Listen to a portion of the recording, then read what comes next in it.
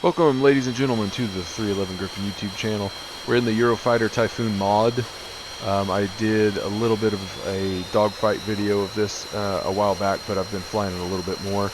And this one is a BVR engagement. It's just a single BVR engagement. I've done a few in this, and I had to work out the controls and things like that. I'm not really used to the Eastern or Russian HUD symbology and radar implementation and things like that.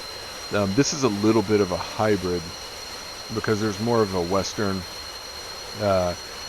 RWR type system and then the Russian style or the Eastern style radar, which I'm not super used to. So and also we are using AIM 120 C5s on this. We don't actually employ the AIM 9s, but there are some AIM 9M, I believe, available for this jet. There's some other missiles as well that I'm not very familiar with, but we are cranking slightly to the right and going a little bit high, which is the sun side. I always like to go into the sun a little bit so that if I do have to come back with and employ IR missiles or get shot at with thermal missiles, that I'll maybe have a slight advantage there. You can't really count on it, so I don't know that it does any good, but at least it's there. Also, you're harder to see. Let's see. Also, I do have labels on. I used to really try to fly without labels, but I'm still to a point where, you know, BVR combat is just insanely frustrating if I don't have labels turned on. So I do have the labels on, which is very unrealistic.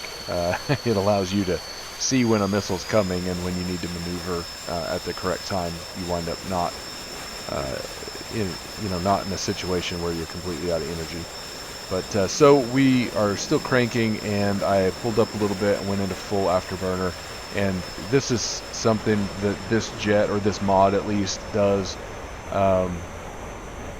that a lot of other jets, you know, you might be able to accelerate in a climb, but not quite like this thing can, especially once you get to really high altitude. So now we're going to roll back in because we're going to fire a shot. More of a defensive shot was the intention of this, but we're high enough and fast enough that it actually does have a solid chance. And I'm not sure why I did this, but I rolled over and fired. So Fox 3. And then I kind of rolled back over and started cranking off the same direction. I want to crank and descend a little bit to get my speed up. I almost made a mistake here though, because I wound up not descending because I was thinking, well, I want to give my second missile the best chance. But if you're not careful, and we're going to pull back through and fire another missile here.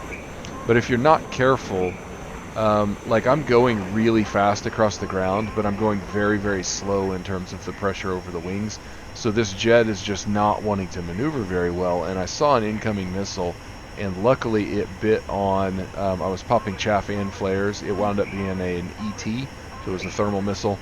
It wound up popping on chaff and flares, or on flares actually.